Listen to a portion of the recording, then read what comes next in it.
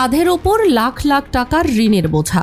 ইচ্ছে ছিল কুরবানি ঈদে গরু বিক্রি করে সেটা পরিশোধ করবেন, কিন্তু ভেঙে চুরমার হয়ে গেল সেই স্বপ্ন। শুভেন্দু অধিকারী আর বিজেপি সরকারের কড়া নির্দেশনায় গরু জবাই করতে পারবে না মুসলিমরা, যার জন্য বাজারে গরু বিক্রি করতে পারছে না সেই হিন্দু খামারিরা।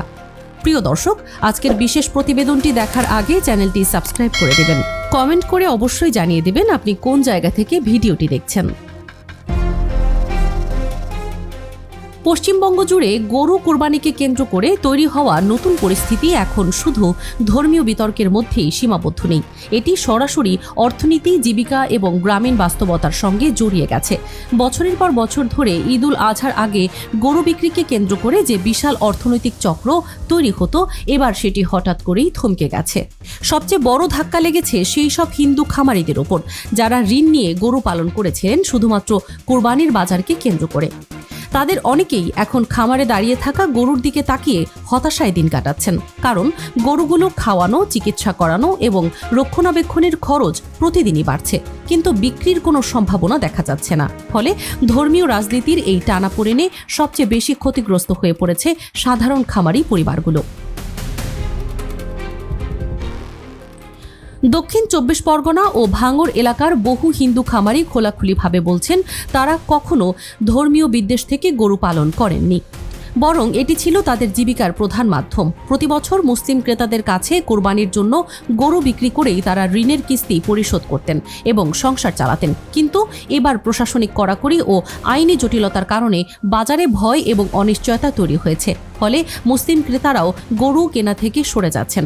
এতে করে যে পরিস্থিতি তৈরি হয়েছে তাতে গ্রামের বহু পরিবার এখন আর্থিক ধসের মুখে দাঁড়িয়ে আছে।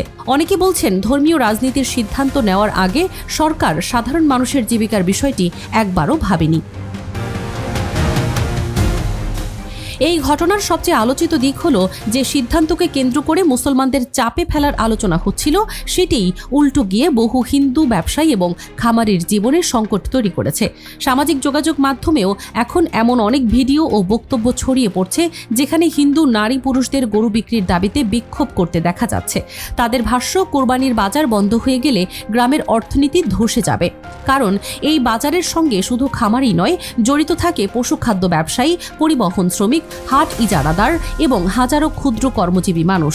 ফলে এটি এখন আর কেবল ধর্মীয় ইস্যু নয়, বরং পুরো অঞ্চলের অর্থনৈতিক স্থিতিশীলতার প্রশ্ন হয়ে দাঁড়িয়েছে। রাজনৈতিক অঙ্গনেও বিষয়টি নিয়ে শুরু হয়েছে তীব্র বিতর্ক। বিরোধী নেতারা অভিযোগ করছেন ধর্মীয় আবেগকে কেন্দ্র করে রাজনীতি করতে গিয়ে সরকার বাস্তব পরিস্থিতি বুঝতে ব্যর্থ হয়েছে। বিশেষ করে ভাঙড়ের বিধায়ক নৌশাদ সিদ্দিকের বক্তব্য নতুন করে আলোচনার জন্ম দিয়েছে।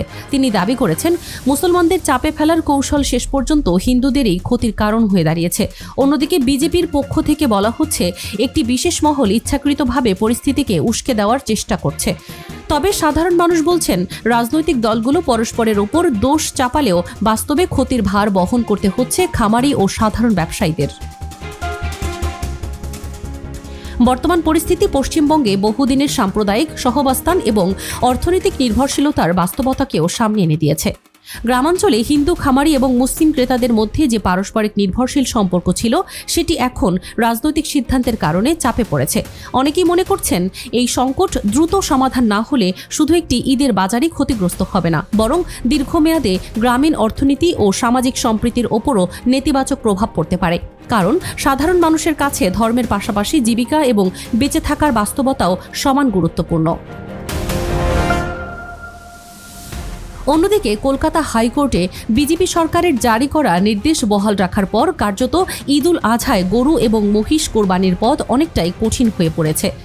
আদালতের রায়ে বলা হয়েছে কোরবানি শুধুমাত্র গরু দিয়েই করতে হবে এমন কোনো বাধ্যবাধকতা নেই, ফলে অন্য পশু দিয়েও ধর্মীয় বিধান পালন সম্ভব। তবে এই সিদ্ধান্তের কারণে পশ্চিমবঙ্গের বহু গরু ব্যবসায়ী, খামারি ও পশু পরিবহন সংশ্লিষ্ট মানুষের মধ্যে উদ্বেগ ছড়িয়ে পড়েছে। বিশেষ করে ঈদকে কেন্দ্র করে যারা বছরের পর বছর ধরে বড় ব্যবসার আশায় ছিলেন, তাদের জন্য এটি বড় ধাক্কা হিসেবে দেখা হচ্ছে।